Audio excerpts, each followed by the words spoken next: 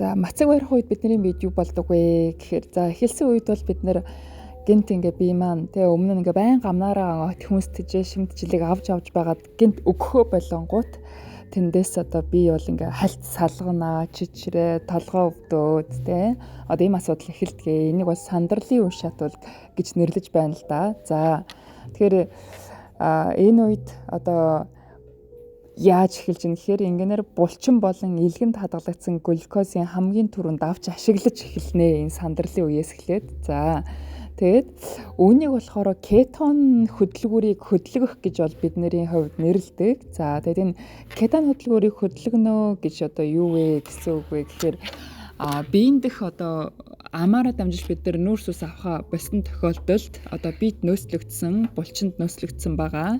Таны биед одоо дотор өөхөнд нөөцлөгдсөн байгаа. Дотор өөх байдлаар эд эрхтэнд нөөцлөгдсөн байгаа. Өөхийг тань одоо шатааж эргүүлээд одоо нойр хүчирхай бол илгэнд дохио өгдөг байхана л да.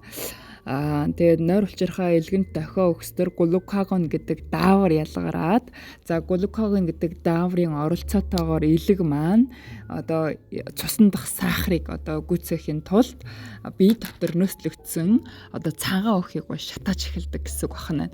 За энийг бид нар бол кетон хөдөлгүүрийг хөдөлгөх гэж бол нэрлэдэг.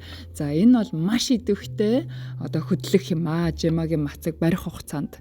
За тэгээд энэ хөдөлгүүрийг хөдөлгөж чадсанаар бидний бид юу болдог вэ гэхээр одоо бид маань асар том дотор өөх шатаах, өрөвслийг намдах, биенээс хор гадагшлуулах гэд энэ одоо үйл явцууд эхэлж гин гэсэн үг байгаа. За тэгээд энэ дээр ахин нэг одоо сая одоо өмнөх одоо жижигхэн рейстер гарсан байгаа автобак гэдэг зүйл идэвчдэг гэд.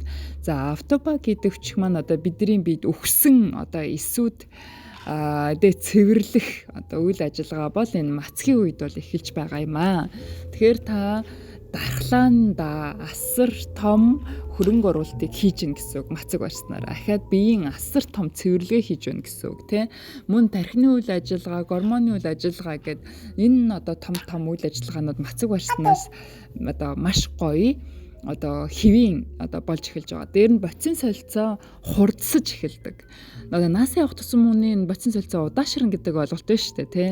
Удаашрах юм бол бид нар хөшөрч эхэлж байна гэсэн үг байгаа байхгүй. Тэгвэл мацаг барьснаар та боцин солилцоогоо хурдсгаж мөн залуужих одоо түлхүүртэй нь бас энэ мацаг юм шүү гэж та бүхэн хэлмээр байна. Тэгээд олон өвчтөе хүмүүс бас мацаг барьснаар өвчнөөсөө бас илааршиж, өвчнөөс бас салах ахин нэг түлхүүр мацагт бас нуудаж байгаа гэдгийг хэлмээр байна. Жемма мацаг манд тухай 3 өдрийн гайхамшиг манд тухай